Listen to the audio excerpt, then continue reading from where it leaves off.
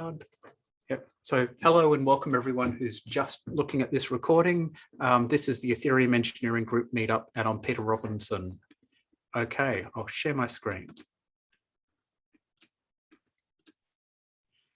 Okay, so can people see my slides? Yep, I saw some thumbs up. That's always a good sign. Okay, so I am going to try and do a quick overview of what it's about, and then we're going to dive into the detail before we come back to the summary at the end. So sidechains, how at a very top level, how the sidechain technology works is you've got a blockchain, you submit a transaction into an EVM-like system, and then one of the people who was operating, or maybe a coalition of people operating that sidechain, put a pin into Ethereum MainNet. So this is at a high level, this is how it works for sidechains. And if you have a dispute though, you need to contact someone to resolve this dispute. So you need to get external enforcement. Whereas another technology that we'll talk through is optimistic rollups. What optimistic rollups are all about is you can have an EVM-like environment or maybe a UTXO environment, and you put transactions onto it. And the idea is that you have a sequencer, so another operator sort of person, and they put a compressed version of those transactions and state onto a contract in mainnet. And the big difference with the initial technology is, how do you prove that bad stuff's happened? And in this case, one of the other operators of that rollup are going to submit a fraud proof. And then the final technology that we're going to talk about today, zkRollups, zero knowledge rollups.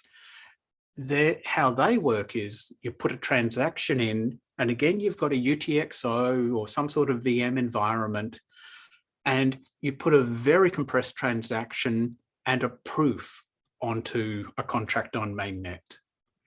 And the big thing about the ZK ones is that no fraud proof is required, because you have, you've put forward a proof that what you've done is correct, what you're proposing is correct.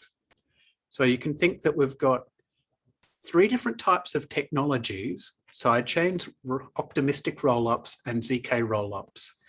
And how they operate is different. So the consensus on a sidechain is whatever you like. It's not related to the chain that it's related to. So you could be using a POA, a POW, POS consensus, it doesn't matter. And because it's an independent blockchain, you can have it 100% EVM compatible. And what it's all about as far as with is that, so it's isolated, but then you've got the question of, if you want to do a withdrawal, how can you be sure when it's valid to do a withdrawal? And really that comes down to when you have finality for a sidechain. So that's essentially at the dispute window.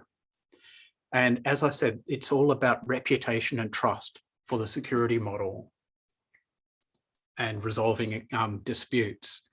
So whereas if you think of optimistic rollups, it's all around crypto economics and fraud proofs. Whereas ZK rollups, it's all around having a proof, so it's cryptographic enforcement, and so it's really resolving things around ZK, zero knowledge. So that is at a really high level. Now, I wanted to give that at the start, because just to try and give an overview of the three different types of technologies from a very, very high level, and what the differences are really. So let's go and get a bit closer to the actual technology. But before we do that, I guess the big question is, why do we need layer 2? Why can't we just have more layer 1?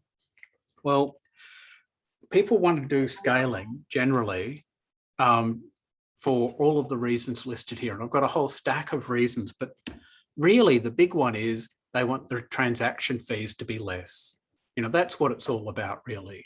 You want to have your 1 cent transaction or 10 cents or 0.1 cents and not $10. Something to keep in mind, though, is that so these layer 2 solutions will provide more capacity. But similar to a road, if you build a road and it's 1 lane each way, if you put another lane on that road, invariably you'll get more traffic because it's easier to commute between those 2 locations that the road connects. And as you add more capacity, it will fill up. And so the only real solution to this is to have infinite scaling, so that as you provide more scaling, the transaction fees goes down, you have more people use it, the transaction fees go up, you can then add more scaling and more scaling. And so, you know, that's really something to keep in mind with any of these solutions. Sidechains. So from my perspective, a sidechain, it's just a blockchain. You know, that's really what it comes down to. It is a blockchain.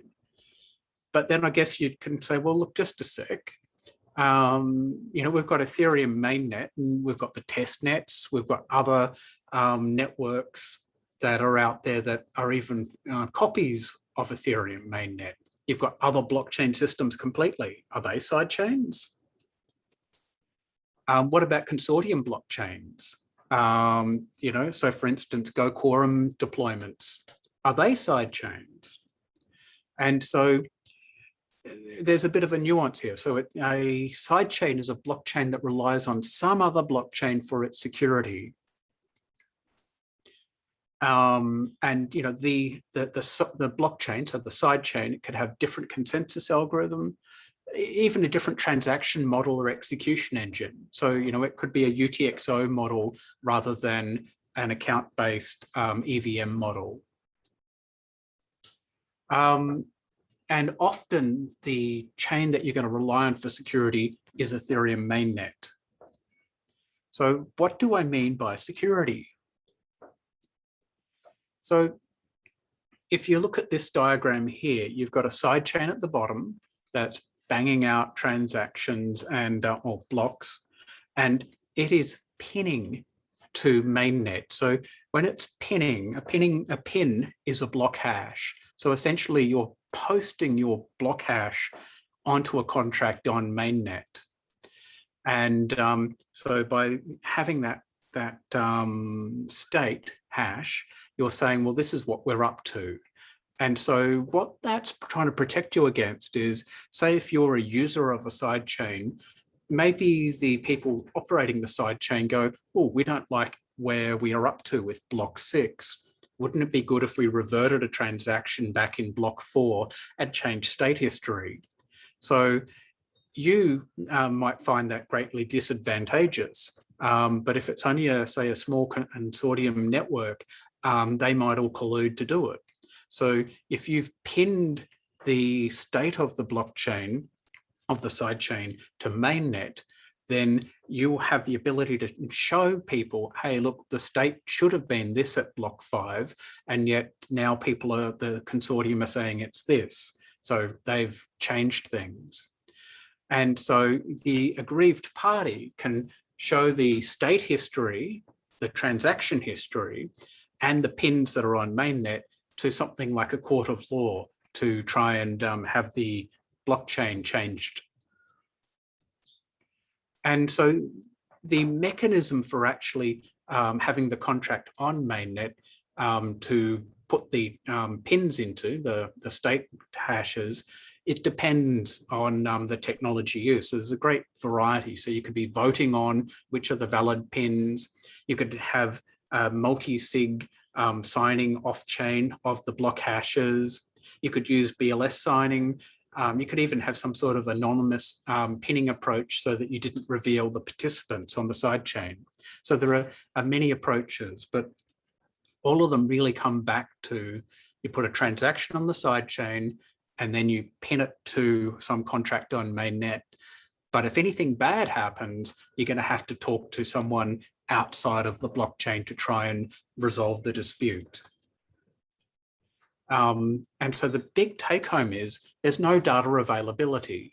So there's no automatic way to prove that the pins are invalid. Though if you joined a sidechain and you got the genesis block and the complete transaction history, assuming that the transaction history that you're being given isn't modified, you'd be able to work out the current state of the blockchain. But if obviously they change the transaction history that you're getting, then you wouldn't notice. So the big issue is that you don't have the transaction history available somewhere. So optimistic rollups try to solve this problem. And so you put transactions onto the rollup, and then you post a compressed transaction in state root to mainnet. And then if something bad happens, if you decide that someone's changed the state incorrectly, one of the people operating the rollup will post a fraud proof. So I guess the thing to think about is how does this actually work? So, so what we've got is we've got a Solidity contract. You've got some code off chain, which is running the rollup. And then you're optimistically publishing the transaction results without actually executing them on mainnet. So we're taking execution away from Ethereum mainnet. And the execution engine can generally be reasonably EVM compatible, sort of. And there are a few different approaches, and probably more than I've got here. And so let's have a look at Fuel as a starting point. So Fuel is not an EVM-based one. It's a UTXO, so like in Bitcoin. And I specifically decided that we'd go with Fuel first because it helps you to start thinking about the fact that you don't have to have an EVM as the thing that you're running on the rollup. So with UTXO, you have a number of inputs, you do a transaction, and then you have outputs, and it's all about value transfer. And so how Fuel works is that anyone can create a block off-chain, and it has a set of transactions that you're going to create. And then you put that Fuel block onto the blockchain. And so each block has to build off the previous block. And if you post an invalid block, then anyone can post a proof to say, hey, the block that you've posted is invalid. And after the timeout period to prove that the block was invalid, you'll get your deposit back for posting it. So when you're posting a block of transactions, you post with a deposit, and then you get the deposit back. And you can move coins out of there by burning coins on the rollup and then getting them back on mainnet. And so how these blocks work is you have a set of transactions which you've got a Merkle tree. So you've got then an array of these roots of Merkle trees. And so then you have a whole stack of transactions which you're then putting in. So you can see that you're greatly compressing so that you've only got, say, one block will represent hundreds or thousands of transactions. Though all of that transaction data still needs to end up appearing on mainnet, but it can just appear as an array of bytes and doesn't need to be processed. And so to get value onto Fuel, what you do is you have an ERC20 contract, you do an approve and then a transfer, or they've got this idea of a token funnel. And so with the token funnel, the idea is you transfer the value to an address, and then you use a create to instruction to create a contract at that address. So essentially you'll be pre-funding the contract, and then you do the contract does the transfer and self-destructs. And so the idea is that then you'll have a node on the rollup will notice that the transfer has happened. and then they'll then go and mint some tokens on the Rollup. So for the exit from the Rollup, normally you have to wait for 2 weeks for the fraud-proof window to complete. However, they also have a HTLC, so hash time lock contract exit. And so this means that you're essentially swapping with someone your tokens. So someone, say Charlie, would get some Alice's tokens on the Rollup, and Alice will get Charlie's tokens on MainNet or the other blockchain. It doesn't have to be Ethereum MainNet, but a blockchain. So Fuel supports a whole stack of coins. It's not just one type of coin. And in the next version, they're going to bring a virtual machine to the system. Okay. Optimism is the next technology. So in Optimism, a user submits a transaction to a bonded sequencer. So similar to Fuel, you've got a node, and it's paid a bond on MainNet to make sure that it doesn't act incorrectly. And then for each transaction that you have, that the sequencer has, it creates an OVM message, which is a compressed transaction, and then it executes the OVM message in the Optimism virtual machine. So this is actually executing it in the Rollup. So essentially, the Rollup is essentially a modified version of Geth, so Go Ethereum, and so it'll execute in the Rollup.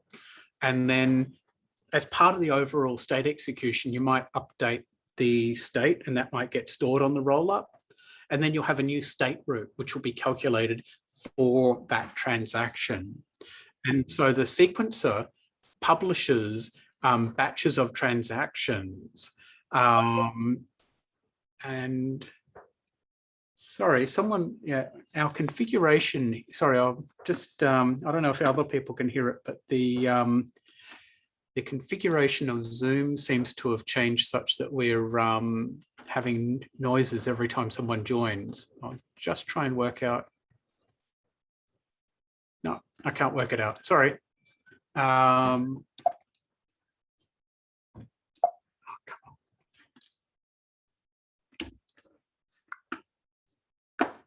Sorry, I've just, here, I'll just play from current slide and I'll just reshare, sorry.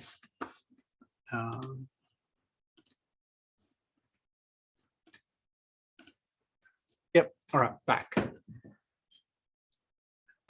Yes, so, yeah, so we've got, so the sequencer publishes batches of transactions and state roots to the Optimism contract on MainNet. And that gets put into the canonical transaction chain contract and the state commitment contract. So anyone can then submit a fraud proof on MainNet to revert the bad state. Though note that they're not reverting transactions. And so the sequencer that published the fraudulent state is going to get slashed. Additionally, any sequencer that built off the bad state also gets slashed. And so what this does is it induces sequencers to make sure that state roots are valid. And the fraud proof window is 1 week. So I mentioned OVM transactions. Or OVM messages. And so on the left, we've got Ethereum transactions and the amount of space they use up. And on the right, we've got OVM transactions. And one of the big things that you'll notice that we don't have in an OVM message is the amount field. So in the OVM, there is no concept of ether as such, not as a native type of currency. you've only got wrapped ether inside of an ERC20. And the reason for that is that you're trying to create an environment where everything can be simulated by the execution contract on mainnet for when you're doing a fraud proof. And so you'll notice that, we've got, say, for nonce, gas limit and price, we've shrunk them from 32 bytes down to 3. But we've still got the to field and the signature field as big bits. And in particular, if you look at that signature, it is a massive proportion of the overall transaction. So for these OVM messages, what happens is you've got a modified Go Ethereum version. And so you put your transaction into that Geth client, and internally, it will get all of these fields that are part of the message, and it will put them into the payload for a new transaction. And so that new payload is the OVM message. And then that transaction gets submitted to the actual EVM to get executed. And so it will then execute the actual OVM message. So so you can think you're putting all of this into the data field or the payload field for the message.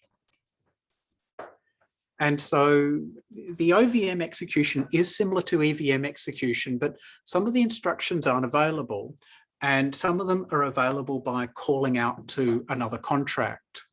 And so to create this code that can execute in the OVM, you need to use a forked Solidity compiler that will generate the appropriate code. And so the instructions which aren't available are the ones shown here. And you'll notice that, say, call value and balance, they're all related to the actual ether. And so you can't actually get, because there is no ether, you can't get access to it. Difficulty doesn't make sense because we don't have a proof of work algorithm or anything like that.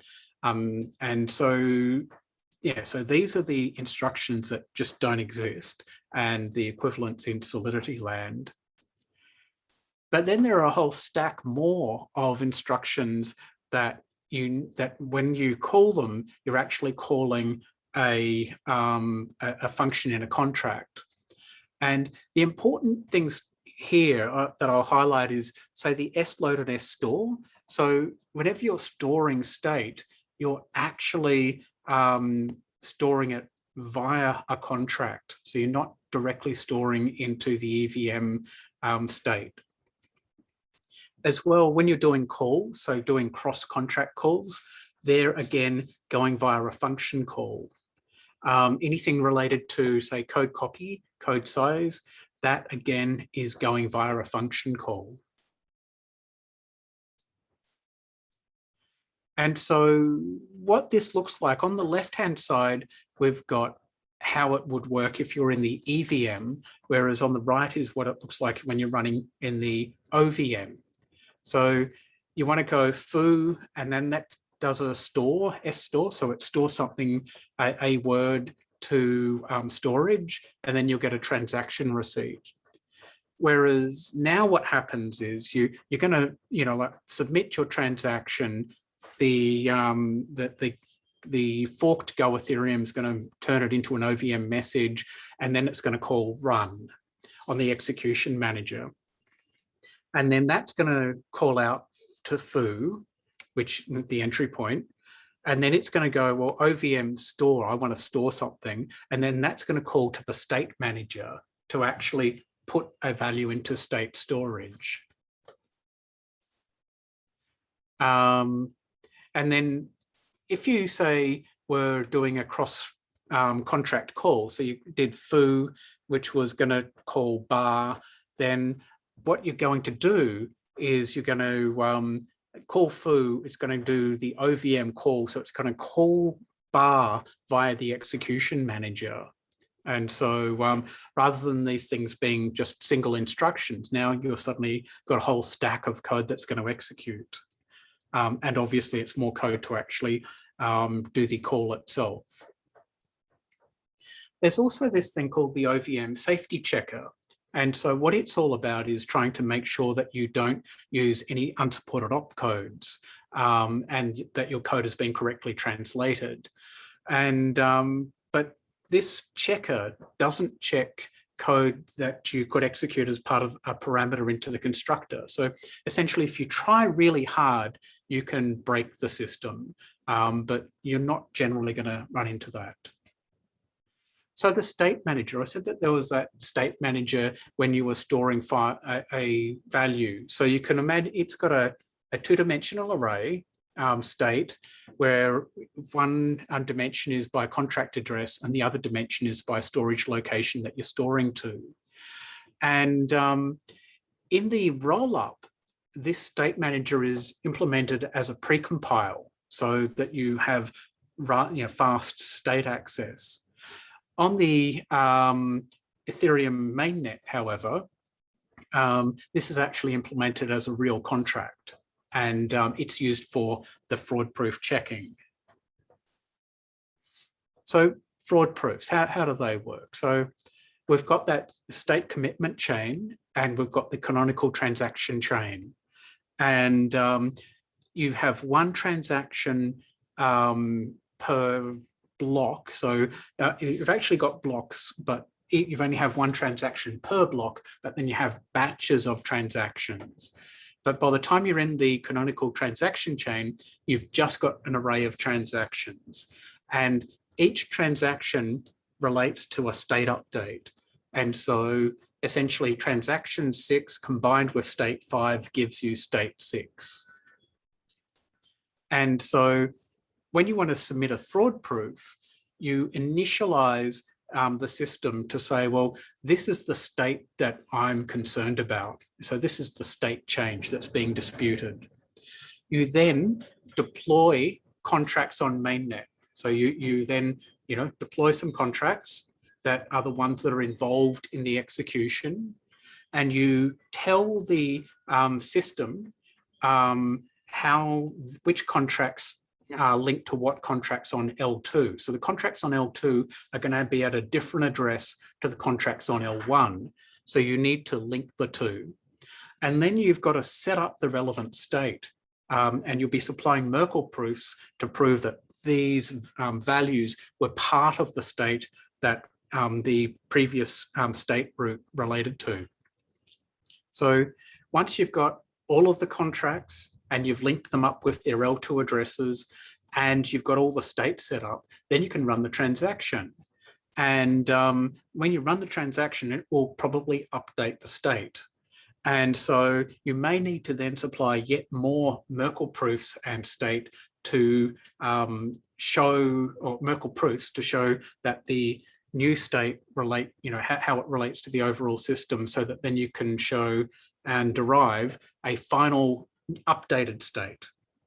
And then what you do is you do the fraud verification. And so you've got your calculated state and the existing state that's in the state commitment chain, and you compare the two. And if they don't match, then obviously you've had an invalid state transition. And in which case the appropriate parties get slashed and you'll get a benefit from posting that fraud proof. So you can imagine state 7, 8, and 9 would then be removed because they've now been deemed to be illegal. So if state 7's illegal, then you can't, state 7, 8, and everything beyond there has to be illegal, because state 8 builds off state 7. So even if they're different contracts that have been updated, the state has still been changed. However, one of the things to look at is that those transactions are still there. They're still good. And they're canonical, they are in sequence. You're not changing the order of those transactions. So then anyone could then re-execute, and so that, state transactions are retained in order. And so you've just got to re-execute them and provide off-chain and then provide the new state updates. So a sequencer can then provide the correct states for those transactions. So that you don't limit the number of fraud proofs happening, the fraud proofs can actually execute in parallel. So say if you wanted to dispute that state 7, you could have state 7B as being the fraudulent state, and you could be showing that there is this other state. Actually, no, I'm saying this the wrong way around. You can imagine that state 7A was already in the chain, and there was also state 8A. But you could be saying, look, I'm doing a fraud proof based on state 6, and then someone else could be doing a fraud proof based on 7A. And the reason why you want to be able to do this is if you could only have one fraud proof at a time, then you could have done something bad, put in a fraud proof which you know is going to fail, and then you might be allowing your bigger fraud to slip past the fraud proof window. And so it's important to allow multiple fraud proofs to be executed at the same time. And that's how they do it. So Ether, as I said earlier, Ether is represented as an ERC20 contract on the Rollup at a certain address. And so when you say call get balance on the client, Go Ethereum fork, it's actually going to talk to that ERC20 contract. And so transactions that you send directly to the Rollup, you pay a bit of gas, which is really going to be that ERC20 Ether. And then on top of that, the sequences are probably going to charge some sort of transaction fee as well. So transfers to and from the OVM. So you can send messages, and so that they're cross-blockchain function calls, but they're not atomic. They don't have safety. So you're essentially doing message passing. You're saying, hey, can you call this function? But you're not sure whether that function is going to execute correctly or not. It might revert, or it might not be able to execute for whatever reason. Maybe there's not enough ether, or maybe the state is such that it can't happen. And so L1 to L2, the idea is that you transfer the ERC20 to the Rollup contract. Transaction occurs, emits an event, and then that event goes into an outgoing message queue. The OVM message is forwarded to L2, and then on L2 you mint some new tokens. And then from L2 to L1, how you were publishing these OVM messages to the L1, you're doing the same thing again as for these messages. And then you can say, hey, here's some special message and it's past the fraud proof window. So now let's act on it. And the important thing here is, so that 1 week fraud proof window is there to ensure that you haven't had censorship resistance or to have censorship resistance for mainnet. So say if someone commits a fraud, they might then bombard Ethereum mainnet with transactions to try and make it so that no one can put a fraud proof in.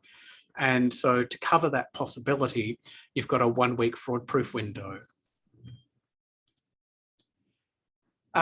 So, 1 week sounds like a long time. Could we use HTLCs or GPACT to get around it? So for a HTLC, you could imagine that on the Rollup, you've got, one HTLC, and then you've got the contract on another blockchain, which could be mainnet. And you've got Alice, she deploys the 2 contracts, and she says, look, I want to swap 5 Apple coins for 2 banana coins. She posts her commitment H to both contracts, and she sets it up so that she can withdraw on the other blockchain if she submits her secret, Bob can withdraw if he submits the secret on the Rollup. So, so she wants to swap for Bob. So, open question to the audience. Can Bob safely deposit 2 banana coins into the contract?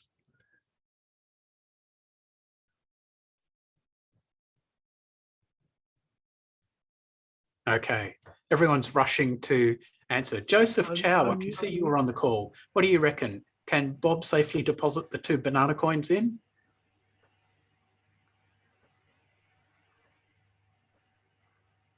Well, rushing to unmute, if Alice has a timeout of 2 hours, then after 1.5 hours, Bob can't withdraw, but Alice can. So it would seem to be a Yeah, but that's the reason why you would do that is because then Alice can reveal the secret R at just on the 1 hour mark. Actually, that.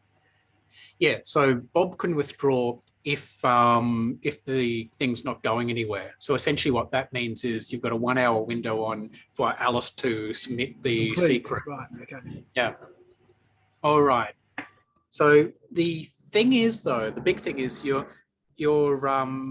we look at our window 1 week, so obviously the HTLC timing is going to be within that week, isn't it? And so your Bob needs to know, well, but within like 1 hour, does he trust that state? Does he think that T32, the contract that it deployed, does it really exist?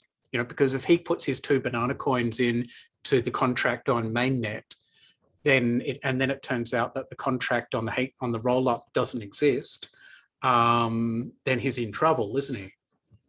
So so maybe there's a fraudulent state's been posted. So maybe that contract doesn't exist at all. So even though it looks like it exists based on state 32, maybe it doesn't exist.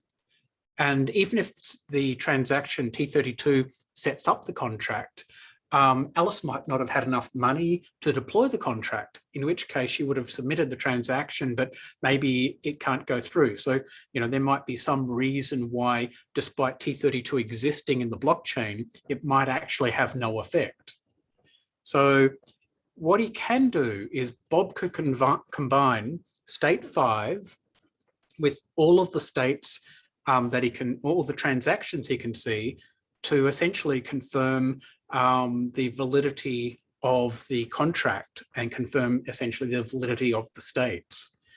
So obviously that's going to be a lot of transactions to process, but that's my take on how you could do it. And I can't see it any other way of doing it. I think Bob has to look at what the state from just before the fraud-proof window and then process all the transactions to make sure that the part of the state that he cares about actually exists. So then he can deposit his coins, and then Alice submits the secret and withdraws her 2 coins, and then Bob will read the secret and then submit the secret and withdraw the Apple coins. So what about GPACT? So it's in exactly the same situation. If you have a start transaction and then you have a subordinate transaction, then you have the root transaction, you're not really going to know, what that root transaction, if it's valid or not, until after the fraud-proof window. But if the whole point is to try and exit and do something prior to the end of the fraud-proof window, you're going to need to make your own evaluation of whether you think it's valid or not. And the only way to do that is by looking at the state immediately before the fraud-proof window and then processing all the transactions yourself to convince yourself that it's right, and hence I can process the output of that root transaction. So, of course, with any of these cross-chain things, so whether it be just the message passing from Optimism itself, or HTLCs or GPACT, you need to watch out for front running. And so essentially, you're advertising to people, hey, I'm going to do this, here's a function call that I want to do on layer 2, or here's a function call that I want to do on layer 1. And for the layer 2 to layer 1, it's 1 whole week fraud-proof window that you've got to wait, and that everyone can see you're going to do that transaction. And so if you've got a contract which says, which is an auction contract, and it says bid $2 more than the previous highest bidder, then that would be really bad, because I could look at it and I could be the owner of the thing, and I could see that Sly has definitely agreed that he's going to bid on a contract on that item. And so I'll just put it at $1 million. And now suddenly he's committing himself to paying $1 million and $1 million and $2. So as with any thing to try and prevent front-running attacks, you've got to be looking at using absolute values, not relative, or using looking at the previous state and specifying your new state relative to the previous state. So at the moment, they've got a test net, and they say that they're going to have a mainnet publicly in July. I've heard on the rumor vine that they may be running a little late. I'm not sure. So things to consider about optimism.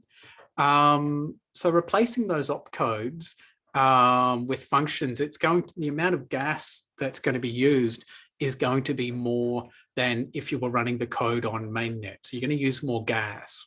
The other thing is that the code size is going to blow out. So if your code was already right on that 24K limit, it might become illegal now.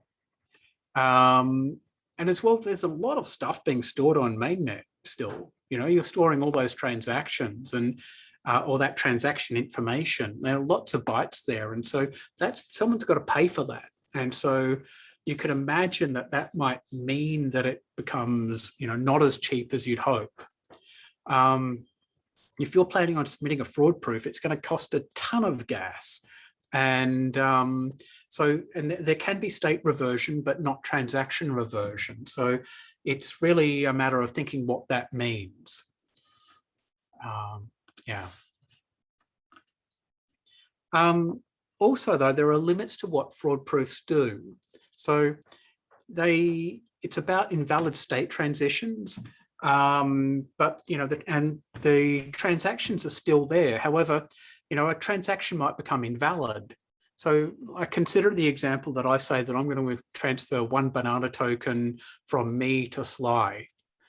If there's something that has happened such that I don't have one banana token at the time, then it doesn't mean that that transaction is going to work. So you've got to think about the limits of this.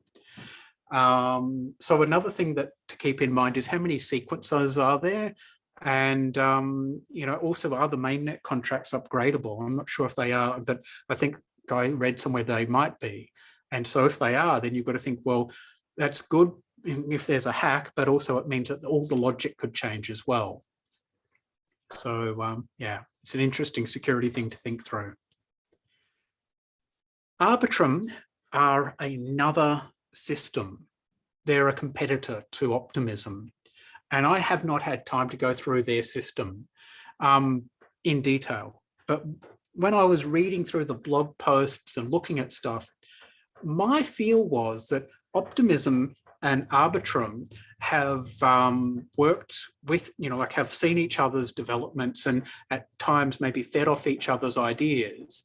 And for instance, like in one blog post, they were saying in Arbitrum that Optimism has a single pass fraud proof, whereas Arbitrum has multi-pass. And yet, I don't know, at least my take on how Optimism seems to be doing their fraud proof, it now seems to be multi-pass, but maybe I'm wrong.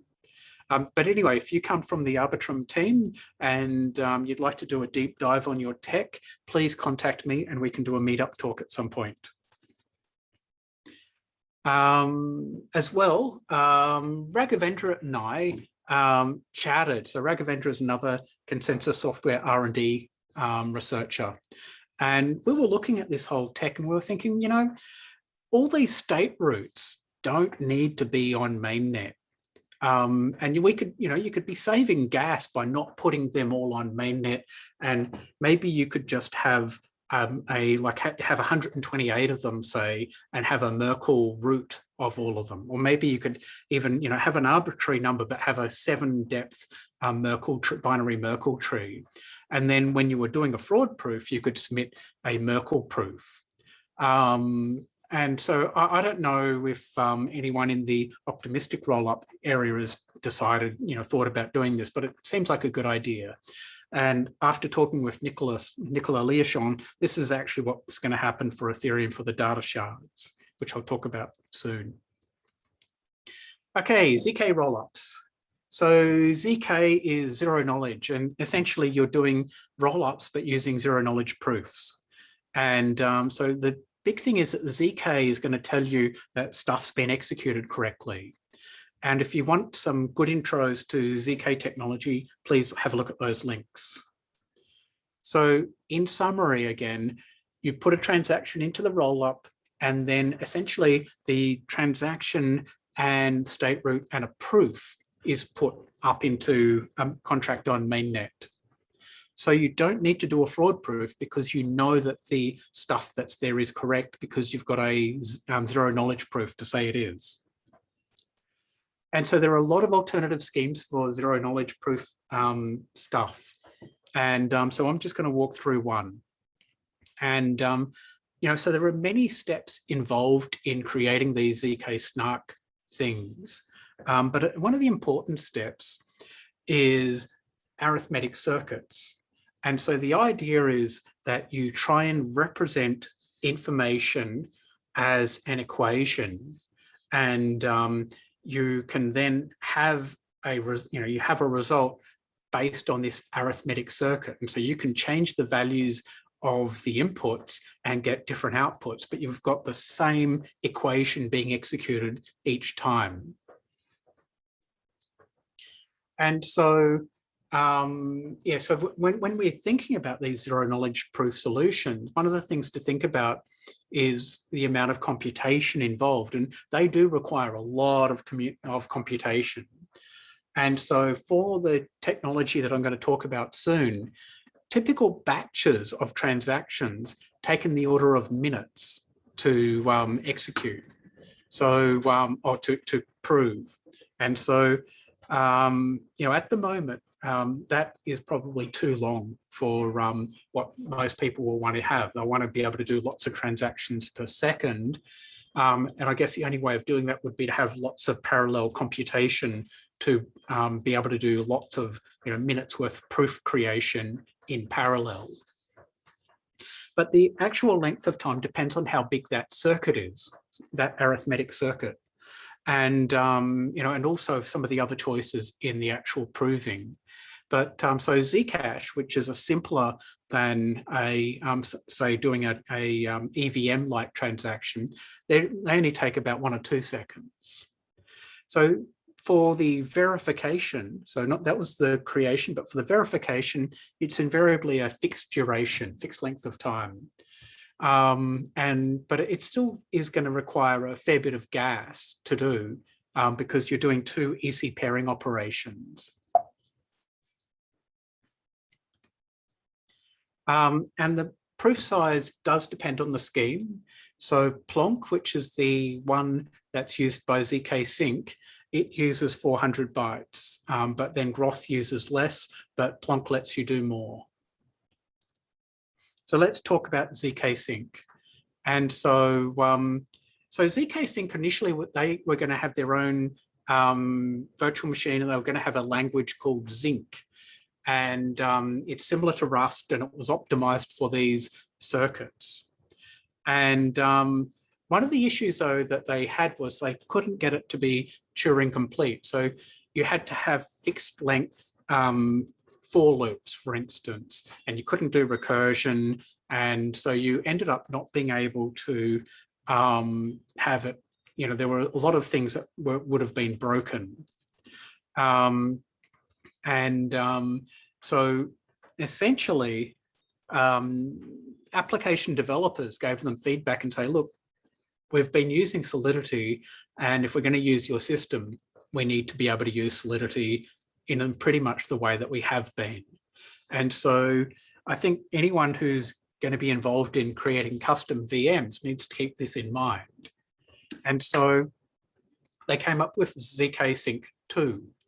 And so a lot of what I'm going to talk about now is derived from a YouTube video I watched, and my summary, trying to compress down that talk into only half a dozen slides. So you can think of, you've got a state transition function is something that you can have. And so you start out, say, with a Merkle tree of state.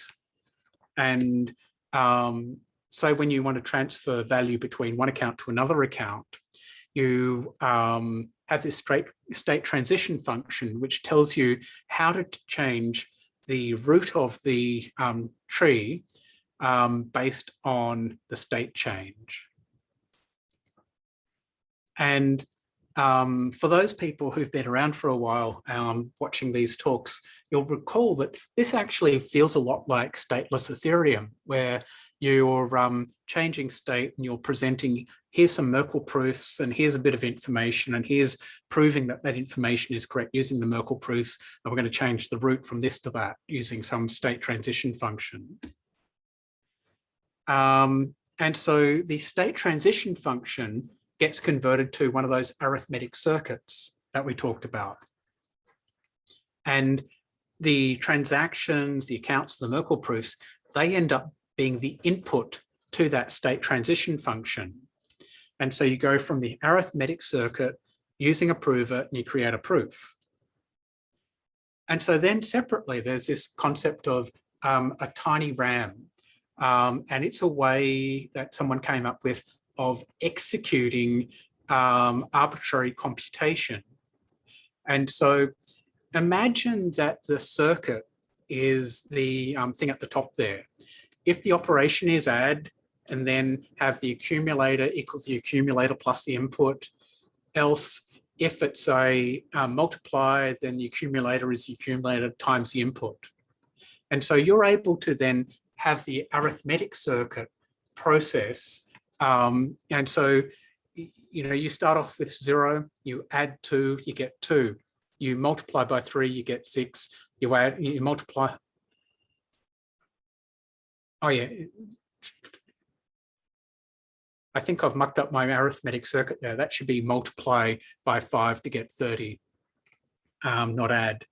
But you can see how just by applying the same circuit to multiple pieces of input, you're able to do some arbitrary logic. And I could just change the operations or the input and you would end up with a different output. The issue, of course, or the issue is that the tiny RAM needs 1,000 times more gates. So in that arithmetic circuit, you need 1,000 times more gates than you would if you were hand wiring the whole thing together. And so what you could do, though, is you can create some handcrafted stuff, say for complex operations, and then just use the general computation using tiny RAM for the general purpose operations. Another technology that they came up with was recursive SNARKS. And so each prover has to be hardwired for a specific circuit. But what you could do is you could have a prover that proves the circuit where this circuit is another prover. And so what that really means is that you get a prover to prove a program and then a prover to prove the other prover. And so that's what it's all about. You use recursive SNARKS to create a circuit to verify other proofs. And so how it works is you have your tiny RAM is used for your contract logic. And so that was going to have that 1,000 times expansion rather than if you had a hardwired circuit. And then you're going to use your optimized circuit, say GPACT, for doing message digest. So it'll be hardwired so that you, because it's a hugely complicated algorithm. And if you just use tiny RAM, it would be too big. But if you hardwire it, it's of reasonable size. And then you've got your state access as well that you have separate. And so the idea is that you do a recursive proof and then you have a proof for the whole block. And so based on the website, so they say that you should be able to deploy most Solidity projects without modification. But then there did seem to be some caveats. So I think, it's everything but there'll be some stuff that won't work, like say, see how there's now and block hash and block number is my perception of what they mean by undefined behavior. So gas is going to be charged differently in zkSync to in the EVM, and the prices are going to fluctuate based on L1 prices. So essentially on the price of posting to mainnet. So what is actually stored on mainnet? Because earlier on, I talked about very compressed transactions. And so at the moment, you've got your old hash root, and you've got your new root hash, and then you've got a proof, and you've got from to amount nonce for each transaction. And I guess, you look at that and you think, well, just a sec, there are no signatures. So how can you be sure of the transactions? And so, the transactions might need to get re-executed, say if another operator looks at them and they want to recreate state. But you don't need those signatures because the proof proves that the signatures were correct. And so that means that you get to store less stuff on mainnet. So rather than it being 67 bytes for a signature, you're only storing 20 bytes for the address of from. So zkSync are aiming to have mainnet up in August. So they've also come up with a, as well as the zkSync, which gives you a rollup based on mainnet. They're also saying, look, rather than having the availability on mainnet, what about if we have the availability on something that's a little bit like a sidechain? So we could operate a chain separately and have the availability posted to it. And that way, you wouldn't have to be paying the transaction fees for Ethereum MainNet. And they say that this is more secure than just a sidechain because you're only approving proofs, and so you have no ability to change transactions. But you don't have that data availability on mainnet. Starkware is another player in this space. I've run out of time and slides to talk about them, but if you come from Starkware and want to do a talk, please get in contact. So Consensus is doing heaps of stuff in this space too, and some stuff we can't quite announce quite yet, but in due course we will. One of our groups is developing NARK, which is a zk Snark library used by lots of people, and there are a whole heap of research that we've published.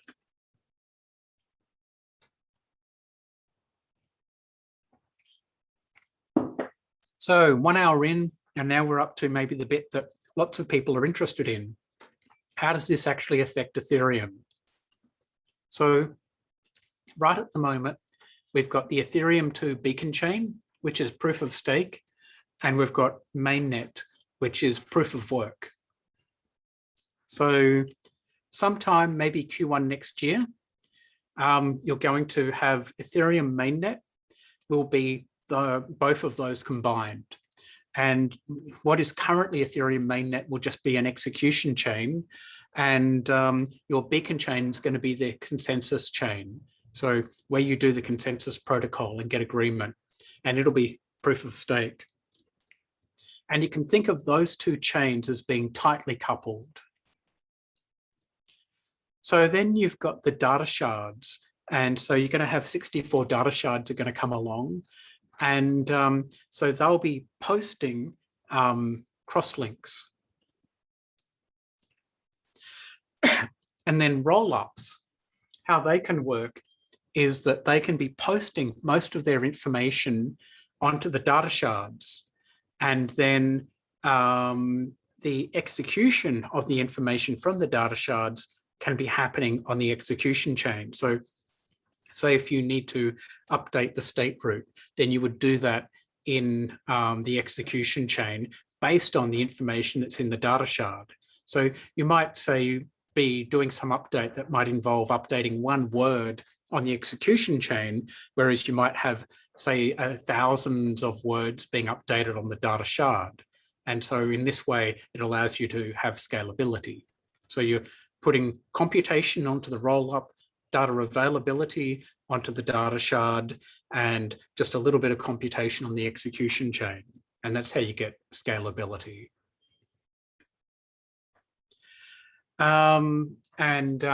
This is pretty much the same thing said in words.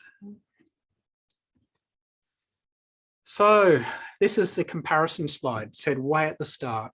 So the consensus, the rollups rely on MainNet consensus, whereas sidechains are separate.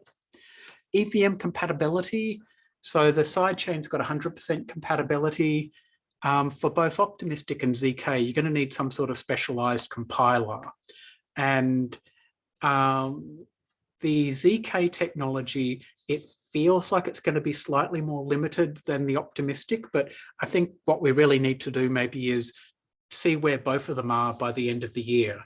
And so, maybe try out each of them. So fraud window.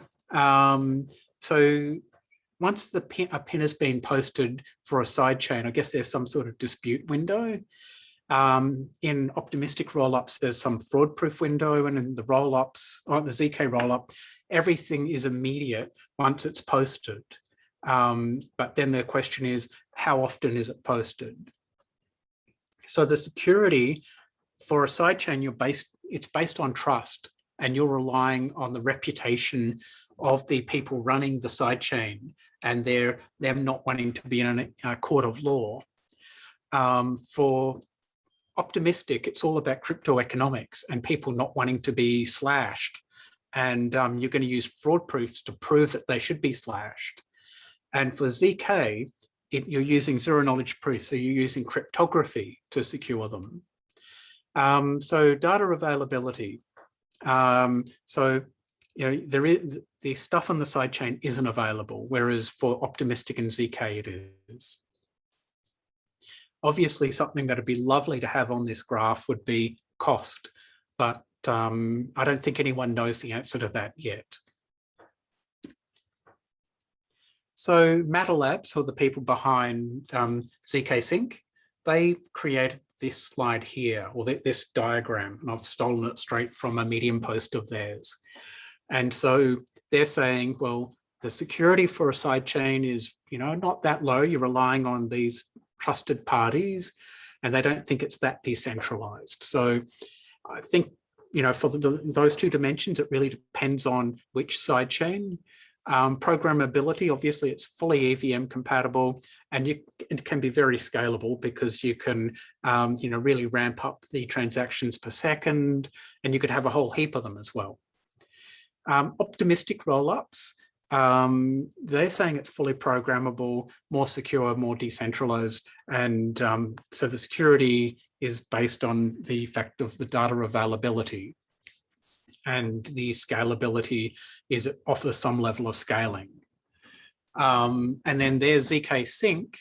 They were saying that, so you've got Porter is the orangey brown, whereas blue is just the zk rollup. And so they're saying that it's, pretty much hits all of the targets. And then for once you add ETH2 in, then, it's perfect. So I put a few bits in there. So for me, whether it be optimistic or zk, the programmability isn't going to be exactly the same as you could get in a sidechain.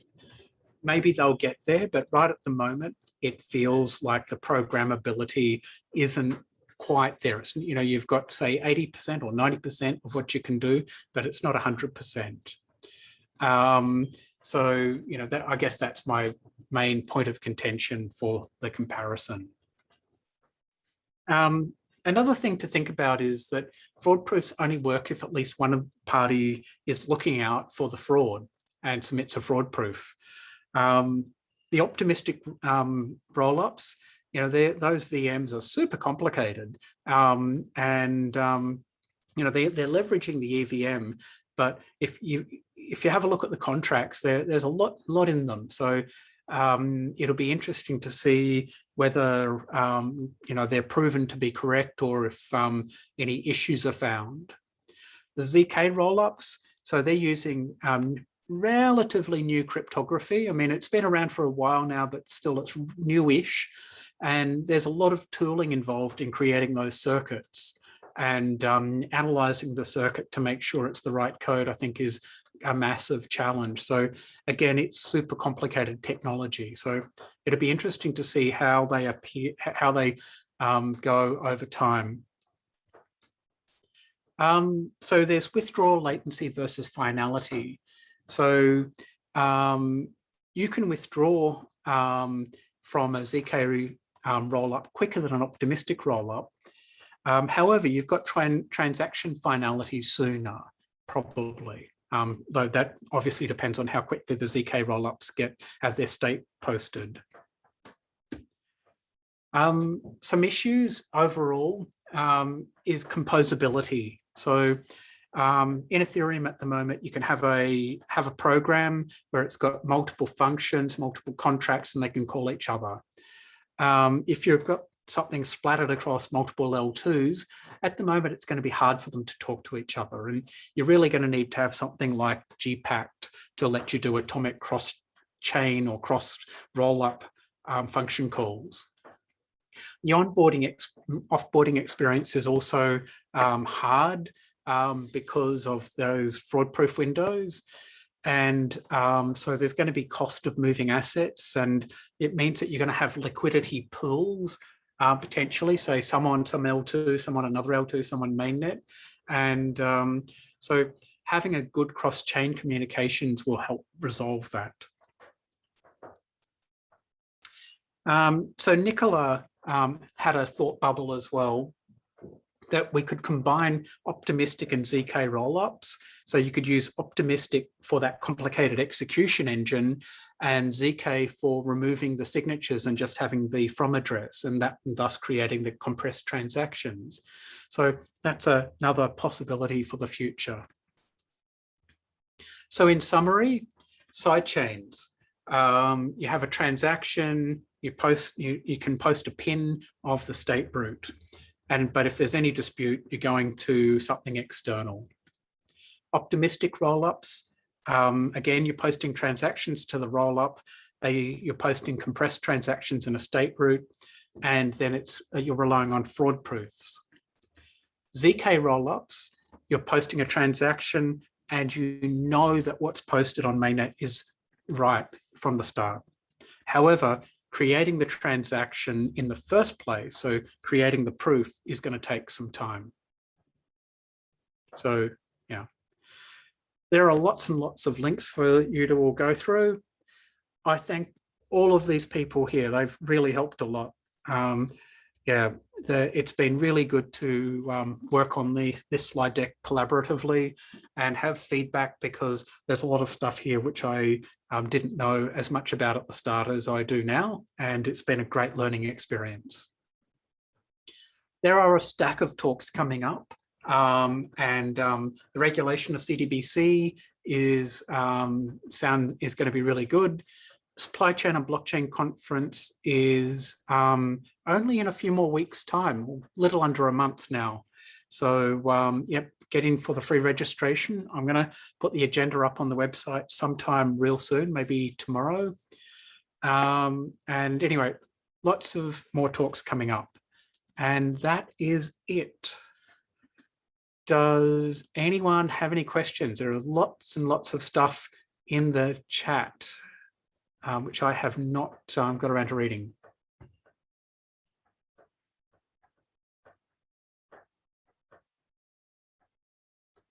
Okay, yep. So what James Zaki and Peter Powell said for Joseph Chow is correct. There is no dispute in zkRollups because you've got a proof, a cryptographic proof, so you're okay. And going backwards. Maybe I need to go to the top.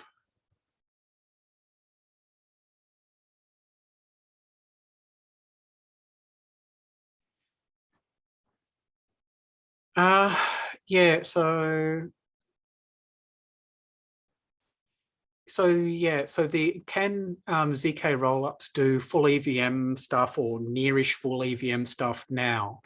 My understanding is they've got a test net that's available right now, and the thing is that those proofs take minutes to create. So my guess is that each of those proofs is going to take a minute or so to create, but then the proofs are across multiple transactions. So maybe the individual user doesn't create the proofs. So maybe it's the validator or sequencer or whatever that creates those proofs. So yeah, I know that individual value transfer is available now, and there has been a lot of talk of 2 to 3 years, but then they're saying they're going to have something up and running real soon. So is a rollup state channel plus a sidechain? No, it isn't, because you don't have the data availability. You can't do the fraud proof, or you don't have the transactions available. Yeah. And for Peter, yes, it's going to be on YouTube. And yeah, I haven't put it on there. Let's see. I just had a question about the fraud proof there. Can you hear me okay? Yep, I can, and I'll stop sharing. Yep. Yeah, I was just wondering, yeah, you said that the data availability isn't there. So is it only for optimism's sake, is it only the states that are going on L1, or was it at each time there's the state and the parameters that make the transition? Yeah, no. So my understanding was that all the data's there. Yeah, for Rollups, it is no, I was looking at, someone had said, I should have read out the question. In the chat. In the chat, there was the question, is it the same as state channels and a sidechain? Oh, that one. And yeah. So no. So for Rollup, for Rollups, the big thing is data availability. So transactions and state, and so that somehow or other anyone can re-execute and come up with the same result. And so it doesn't matter who you are, you should be able to execute, say, everything that's happened in an optimistic rollup using the either the forked version of Geth, or you could have your own side chain, your own, say, Besu node that you're running just all by itself, not linked to anything, deploy the various contracts, and then put the state in to just make sure that you can execute the chain. Great, right, thanks. I had a question about fraud proof as well. Yeah, so you went through it pretty quickly in the slides. It was interesting that you said, so for fraud proof, it's like on the layer 2, we get the, you pass the Merkle proofs for the things that are not on mainnet. So the mainnet contract, I thought that was interesting because I would have thought that it might have been like the other way around. I haven't had too much time to think about it yet. Yeah. It's really interesting. So what's happened is you've got everything's on the roll-up, and now suddenly someone says, hey, there's been a fraud. That state plus that transaction does not equal that updated state. And so what's got to happen is you've got to then recreate the whole state that is needed for the transaction. So it's very much like stateless, isn't it? So you need to be able to have the contract, because you need the code that's going to be able to be executed by the EVM, and you're going to need to have all of the state that is needed for execution. And so you need to be providing fraud proofs for all of that, and the code as well. And so it's a matter of putting it all together and then executing. Okay, I guess my question there was, I thought you would run the transactions on mainnet, and then it's like use Merkle proofs from the mainnet to tell the layer 2 rollup that there was an invalid state transition, whereas you kind of described it the other way around. It is the other way. It is the other Okay. way around, because you want the execution to happen on the rollup and all of the state to be stored on the rollup. So you're not. So the idea is you don't have all the state on the rollup, or rather on the mainnet. Yes, you don't have to have all the state on the mainnet, and you don't have to have all of the information. In fact, an interesting thing which I didn't cover is that they actually use ring buffers.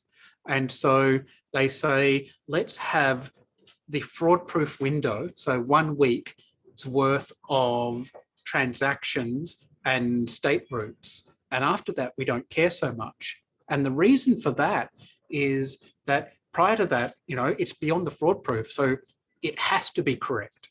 And so the idea is that if you're in Ethereum, if you write to a memory location that already exists, then you don't have to pay as much gas. So rather than 20,000 gas, you only pay 5,000 gas. And it's a way of allowing the system to be cheaper. Yeah, and so, yeah, so normally you're deploying the contracts and doing everything on the rollup. But when you're doing a fraud proof, you've then got to get everything so you can run it all on mainnet.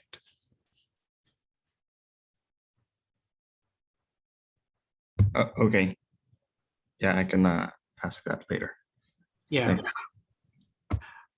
Thanks. I think all of this is going to become much clearer as we all get to play with the technology. I think that'll be really good when, and you can at the moment. There are tools, and I did actually have a go at using the tools, but then I ran out of time, so I didn't. Are there any other questions? All right, well, thank you everyone for being on this very long call, and yeah, I hope you have a good day. Bye-bye.